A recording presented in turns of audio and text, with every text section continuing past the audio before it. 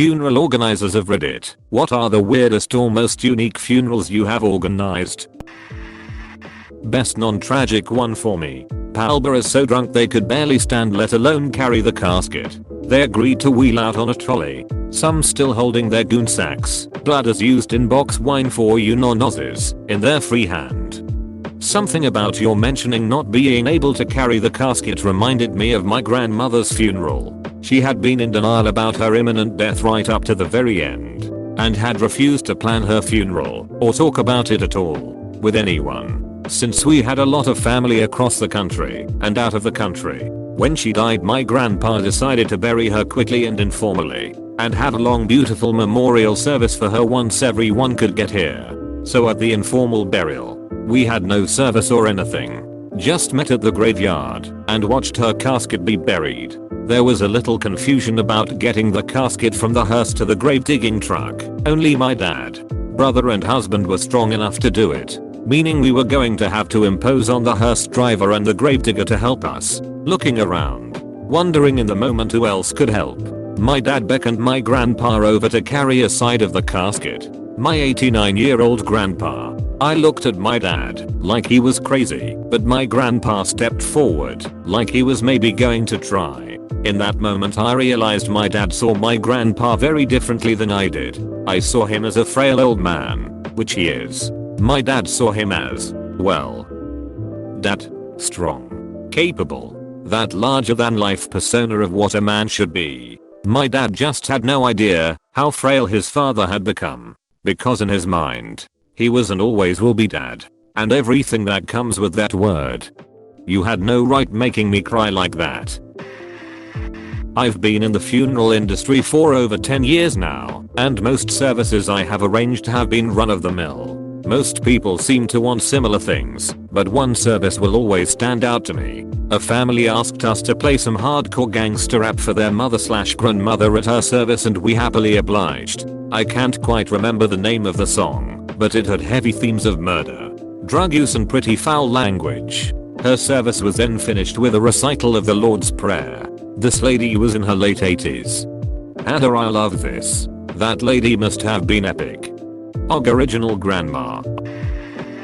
When my grandfather died, we had a request we were afraid was odd, but the funeral director told us he'd seen much stranger. So it was okay. My grandfather was big into motorcycles. He had Harleys, as long as I can remember, and even after he had his hip surgery and the doctor told him not to ride anymore, he retooled his bike into a trike, so he could still ride. So after he died, my uncle outfitted the trike with a special rig, very secure and very safe, so that we could take him to the cemetery in his coffin on the back of the motorcycle. My uncle drove the motorcycle, while all the members of my grandfather's riding club circled him from the funeral parlor to the cemetery. It was badass and awesome, and I know my grandfather world loved it.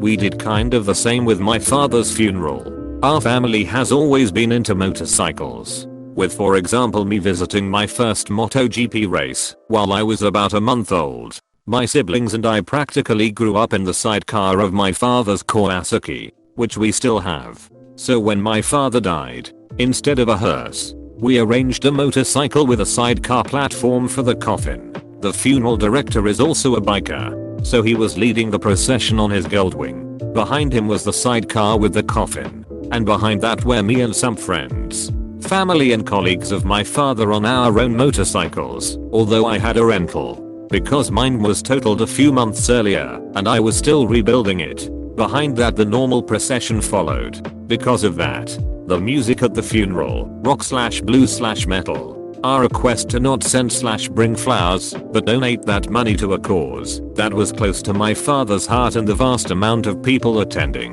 The funeral director usually tells about my father's funeral to show people what is possible, and that they don't have to follow all of the usual funeral routines if they don't want to.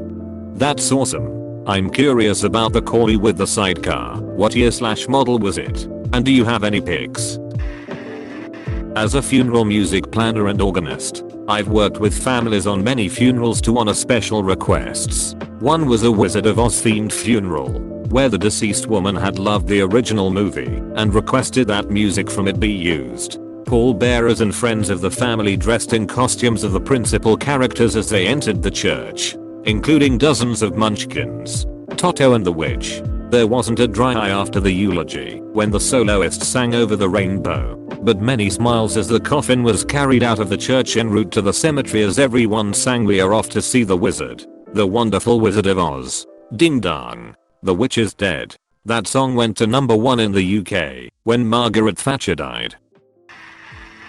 Long line of funeral directors. My great-grandfather buried a lady that was over 8 feet tall and worked as a performer for the circus. He had to use an oversized display model for the casket and sat on the coffin 4 seats, horses back then. Buried the whole site with concrete to keep out grave robbers. Heard she was a really nice lady. There are people who rob coffins. So, funny thing. Yes, it's not super common anymore. But early 1900s and before, grave robbery was an actual issue. They wouldn't just steal valuables either. They'd steal bodies too. At my local historical cemetery it was a particular issue because in the 1800s you had to provide your own cadaver when studying at medical school. Therefore, if someone's great aunt Matilda had died recently and you knew about it as a poor sap studying to be a doctor, you'd dig her up in the dead of night, sell off her valuables, and not have to worry about paying to have a body to study. Not a funeral organizer, but one of my sisters was killed by a drunk driver, so as a family we were trying to figure out what to do for her funeral/memorial. She was cremated, so we had a lovely memorial at my dad's place outside and planted a couple of trees for her. My sister had a big personality in life and she loved to have fun and make people laugh. My other sisters and I decided that, rather than wear black, we would wear the most outrageous ball gowns we could get our hands on. Mine ended up being black with peacock feathers embroidered all over. One of my other sisters wore an enormous orange tutu. She would have absolutely loved it. It helped make the day a little less bitter and a little more sweet.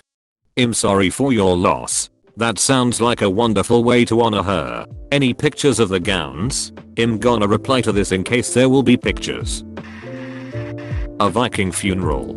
Putting the ashes of the deceased out to sea in a little boat fashioned out of salt and covered with dry flour/kindling. Fashioning biodegradable arrows with flaming tips. Everyone shot flaming arrows at the boat and it caught fire, then dissolved into the sea. Now to be clear, Vikings never did any of this, but Hollywood gave people ideas.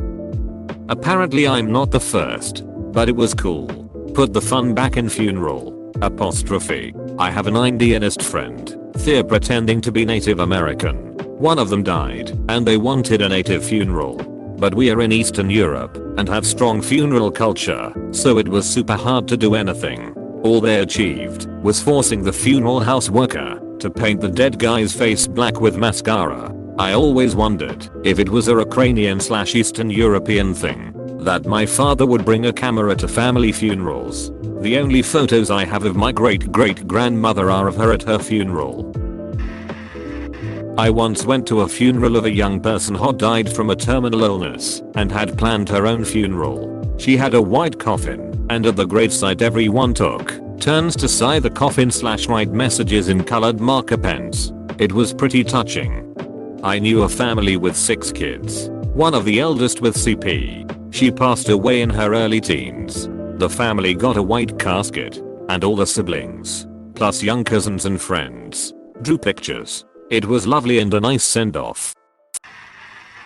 The piecemeal burials. My dad was a funeral director in a small town. One day, a guy called and said, "I'm going to be dropping off my foot this afternoon." He was like, "What?" The guy was diabetic and had to get his foot amputated. He had already purchased a burial plot in a local cemetery and wanted his foot to be buried there with the rest of him to follow eventually. Sure enough, the guy came in a wheelchair with a bug bundle containing his foot. He insisted that my dad embalm it. So, he did. It was then buried in his plot. About a year later, the guy calls up again. "I'm going to be bringing over my leg.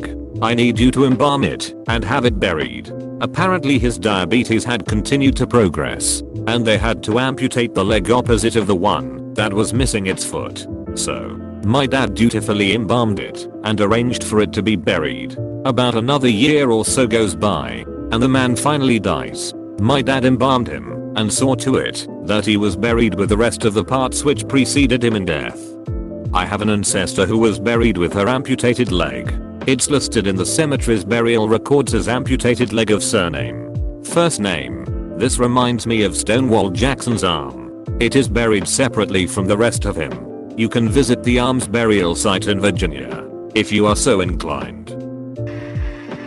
Late to the party, but I'll add my own. I'm not a funeral director, but a few years ago, when my grandmother died, miss you granny, my 2 sisters and 2 cousins were preparing her body for the viewing, as they were all cosmetologists. I should say that my family has a bit of a strange sense of humor, and for anyone that says this might be disrespectful, my granny would have laughed her ass off at this. So anyway, they are putting on all her makeup, and they are playfully arguing over how it should be done. Eventually, this escalated in them comparing their own makeup to what they were doing for granny. They were joking about who did the better job, and to get an accurate depiction, they were lying down next to the coffin, closing their eyes, and folding their arms on their chest, and the others would compare. They would then adjust both their own makeup and granny's to get it right. It was at this point that the funeral director walked in. He opened the door, saw my cousin lying on the floor, as though she was dead,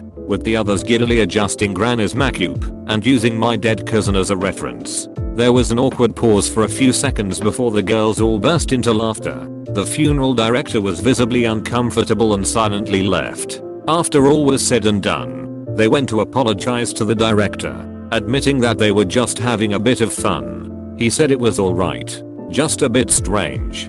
He admitted that he did chuckle a bit as he was walking away.